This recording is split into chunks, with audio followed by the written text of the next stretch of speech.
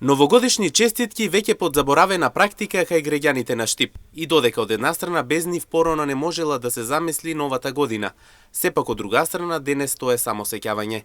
Анкетираните за М-нет велат дека некогаш честитките пружеле многу љубов, дружба и празнична еуфорија, па како што истакнаа ги оставале пред вратите на своите блиски, звонеле на звончињата и се криеле со цел да ги изненадат своите блиски.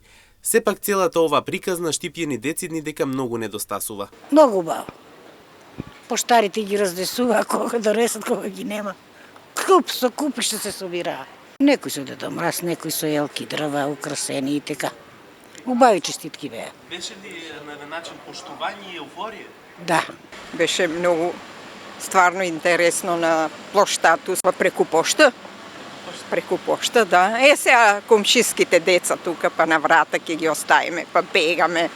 Даваше се, да. Убаво ли беше? Да. На блиските, на децата. Самите честитки избирале да бидат со новогодишни елементи, како Дедо Мраз, украсени елки, снег и многу волшебства, кои давале многу убав приказ за самите празници. Многу убаво.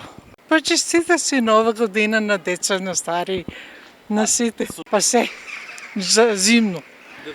Дедо Мраз, со снег, дрва со снег. На нова сена е убаво. Имаше со марки, да, позади, нели, ако ја праќаш преку пошта, а иначе. Среќен празник, среќна нова година.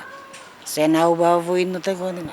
Инаку некогаш честитките биле од голема важност, прику кој се искажувала почитта и љубовта кон ближните, посекувајќи новата година да им биде многу здрава, богата и убава.